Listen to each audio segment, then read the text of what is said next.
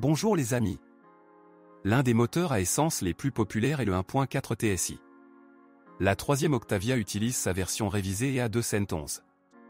Au lieu d'une chaîne de distribution, une courroie crantée est installée ici.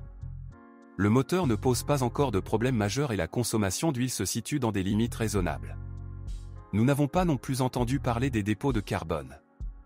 Cependant, de nombreux propriétaires doivent faire face à des dysfonctionnements du turbocompresseur.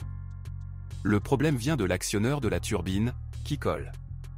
Jusqu'en septembre 2014, il était intégré au turbocompresseur, il fallait donc remplacer l'ensemble de l'ensemble. Il est alors devenu possible de changer l'actionneur séparément de la turbine. La fiabilité du 1.2 TSI est également bien notée. Certes, sa puissance n'est clairement pas suffisante pour une si grosse voiture. Les 1.8 et 2.0 TFSI les plus puissants sont les mêmes et à 888 avec un entraînement par chaîne de distribution. Heureusement, il n'y a pas encore de problème avec la distribution et la question de la consommation d'huile n'est plus aussi urgente qu'avant. Le nouveau 1,6 litres atmosphérique, désormais avec entraînement par chaîne de distribution, déçoit parfois à proximité des 100 000 km avec le fonctionnement plutôt bruyant de la pompe à essence ou du déphaseur. Le thermostat est un problème courant dans les voitures équipées de moteurs à essence. Son dysfonctionnement peut entraîner une sous-chauffe et parfois une surchauffe du moteur. Il peut tomber en panne après 10 à 20 000 km. Après 50 000 à 100 000 km, la pompe peut également tomber en panne. Le 1.6 TDI-CR a remplacé le 1.9 TDI. Dans la version de base, le jeune moteur a la même puissance et le même couple que l'ancien moteur.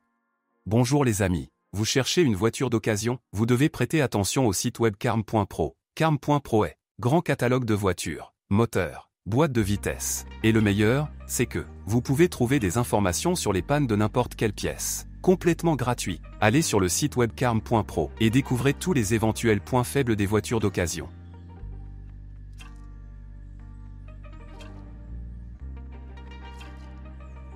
Mais le 1.6 TDI consomme moins de carburant à environ 5,5 ls 100 km.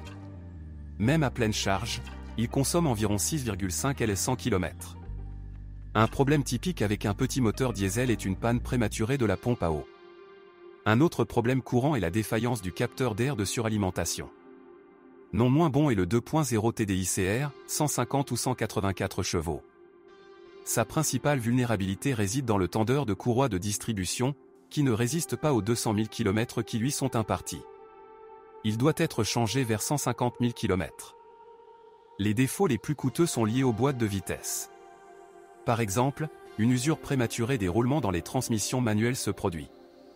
Dans ce cas, un bruit caractéristique apparaît. La fameuse DSG n'a pas soulagé les propriétaires de leurs inquiétudes. Même s'il faut admettre que le pourcentage de dysfonctionnement a diminué. Les pires avis sont recueillis par le DSG7 DQ2 Sense à embrayage à sec. Après 150 à 200 000 km, les réparations sont pratiquement inévitables. Cependant, il existe également des exemples positifs avec un kilométrage sans problème de plus de 350 000 km. Le plus souvent, il faut changer l'embrayage et la butée de débrayage, moins souvent la mécatronique. Il est à noter que jusqu'en 2014, la garantie du robot était de 5 ans, puis elle a été réduite à 2 ans.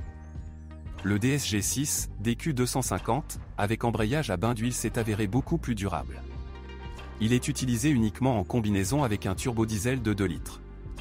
Le DSG7 avec embrayage humide est destiné uniquement à la version RS avec un moteur essence de 245 ch. La transmission automatique hydromécanique est passée au moteur atmosphérique de 1,6 litres.